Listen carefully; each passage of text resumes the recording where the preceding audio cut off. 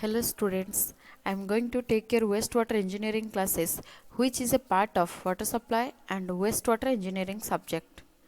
This part starts from chapter 6 and this chapter contains the introduction of sanitary engineering which is also known as wastewater engineering or public health engineering.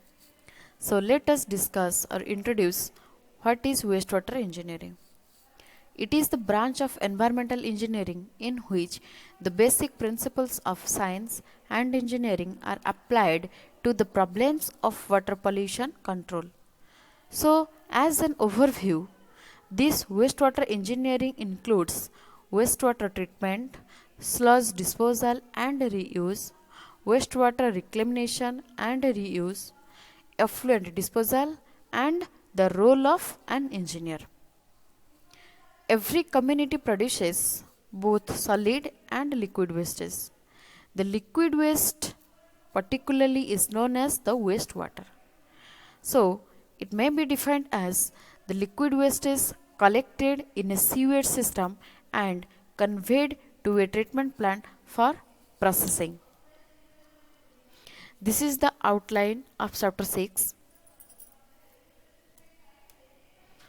Introduction of sanitary engineering or public health engineering or wastewater engineering. It is the branch of public health engineering or environmental engineering also, which deals with the prevention and maintenance of the health of individual and the community. It consists of scientific and methodology collection of convenience, treatment and disposal of the wastewater. Aim and objective of sanitary engineering. The main aim and objective of this engineering or sanitary engineering is to collect different wastes from society or community, particularly the human waste, and to collect this and to dispose this. And in addition to the supply of safe potable water to the society. This is the main aim and objective of sanitary engineering. Definitions of terms related to sanitary engineering. Number 1. Refuse. It indicates what is waste or rejected. It may be in the form of liquid or solid. It is divided into 5 categories. Number 1. Garbage. Number 2. Sewage. Number 3. Stormwater. Number 4. Subsoil water. Number 5. Sewage. So let us discuss individually. First one, garbage. So garbage is the particularly the solid waste which is produced in the different marketplaces or public places. Again, this garbage or waste is in the dry condition or dry in nature. For example, different vegetable wastes, plastics, paper, leaves, grass, etc. Number 2, sewage. This term is used to indicate the different liquid wastes from the community and it includes the sewage which is discharged from latrines, urinals, etc. The sewage or night soil, its other name is night soil, is collected from different septic tanks of individual houses by the help of sewage tankers, and then these are transported to the treatment plant or disposal site as per our requirement. If we find some benefit after treatment, then only we send this wastage or liquid waste to the treatment plant, otherwise we dispose it directly to the disposal site or river or stream which is nearer to us. The disposal site for sewage disposal must be for city or town area. The sewage can be dried in the disposal site to form different compost. Number 3. Storm water. This indicates the rainwater of the locality. If heavy rainfall occurs in the city areas, the excess rainwater is collected by open drains and is discharged off to riversides. Number 4. Subsoil water. It indicates the water which has accumulated in the stratum of earth immediately below the surface soil. Then last one, or number 5, sewage. It indicates the wastewater from kitchen, bathroom, etc. Number 2, or second term, sewerage network. So sewerage network is the connection of different sewer lines, manholes, inspection chambers to collect the sewage from individual houses and to transfer it to the treatment plant or disposal site as per our requirement, which I have already told you. Again, the sewage is otherwise known as night soil. Then different methods of carrying of wastewater or refuse. So basically, two methods are available to carry different wastewater or liquid waste. Number 1, conservancy system. Number 2, water carriage system. So let us discuss the first one, conservancy system. This method or conservancy system is the old system in which various types of wastage such as night soil, garbage, etc. are collected separately in a vessels or deposited in a pools or pits and then removed periodically at least once in 24 hours. The conservancy system is highly unhygienic. This is the major disadvantages of this conservancy system and it causes different insanitary condition. Transportation of night soil takes place in open carts through street and other crowded localities. This is highly undesirable. As this in conservancy system, some laborers or some manpowers are appointed to collect the dry wastage in a daily basis by their hand. So this method is majorly highly undesirable, also unhygienic to the society. Next, the working of the system entirely depend on the mercy of labor. If they go on strike at least one day, foul matter start creating smell, which is highly unhygienic. So this also a major disadvantages of conservancy system. That is what? Now, as we appoint manpower or laborers to collect this. So if they go on leave or any strike for at least for one day, then we have to suffer a lot.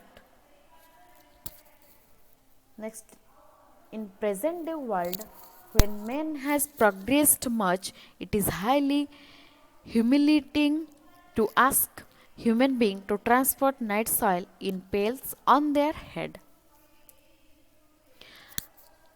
These are some advantages of conservancy system. First advantages is its initial cost is very low. No need of water for flushing purposes.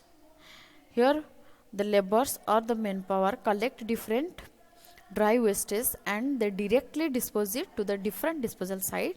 So here or in this system or in conservancy system, we do not need any water or any liquid to dispose or to take the wastage to the disposal site. No need of sewer pipes as in water carriage system. Next is sewage quantity reaching the treatment plant before disposal is low. These are some disadvantages of conservancy system. First is unhygienic way for disposing waste. A labor is daily needed to collect waste. It cannot be adapted for buildings. Then the second one, water carriage system. So in this system, collection and convenience and disposal of various wastes are carried out with the help of water. Thus, water is used as a medium to convey the waste from its point of production to point of final disposal. So, in water carriage system, the medium is water, which take the different dry wastage also with it to dispose them. Next point. Sufficient quantity of water is required to be mixed with waste so that dilution ratio is so great that the mixture may flow just like water. This system is very hygienic as night soil and other waste carried out through closed conduit which is not directly exposed to atmosphere. So this is the main advantages of water carriage system, as here we use different drain pipes or different pipelines or conduits to take the liquid waste or dry waste to dispose them, so that these are not directly contact with the environment, which is the major advantages of this water carriage system. Next point, there is no chance of outbreak of epidemic because flies and other insects do not have direct access to the sewage. Next, the labor required for the operation and maintenance is extremely small as comparison to conservancy system. In this system, we require much more less labor to maintenance or for operation. Next point, initial cost of installation of this system is high. The running costs are very small. Here are some advantages of water carriage system. It is improved, civilized and hygienic way of solid waste disposal. Next, proper treatment of the sewage water can be done. Next, as there is only one sewer used in the lanes for collection and conveying the sewage, the building can be designed compact as one unit. So, the latrines are not required to be at a longer distance from the living rooms. So, these are the major advantages of water carriage system. Again, some disadvantages of water carriage system. The initial cost of this system is very high. It requires water for flushing. Next, with the growth of the city, new and improved sewer lines are needs to be constructed. Next, public sector must be involved in construction of sewer lines. So these are the major disadvantages of water carriage system. The next major difference between conservancy system and water carriage system of sanitation. So conservancy system, collection of waste is done by sweepers, but in water carriage system, collection of waste is done by sewage network. Here it is unhygienic, the next it is hygienic. Again, it requires no water for transport and disposal, but the water carriage system requires water for transport and disposal. The conservancy system, sewage is disposed of without treatment, but in water carriage system, sewage is disposed of after treatment. In conservancy system, labor force required is much more, and in water carriage system, only a few laborers are required. Next, there are chances for the outbreak of epidemic, but in water carriage system, the risk of outbreak of epidemic is greatly reduced or very small. Again, here conservancy system, underground sources of water may be polluted, but in water carriage system, there are no chances of pollution or polluted or nuisance on the streets.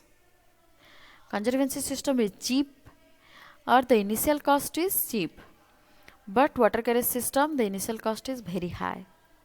In conservancy system, no skilled labor and technical persons are required, but in water carriage system, highly skilled labor and technical persons are required.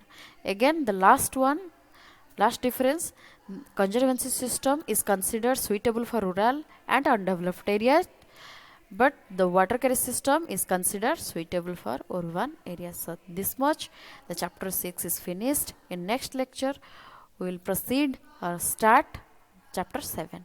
Thank you.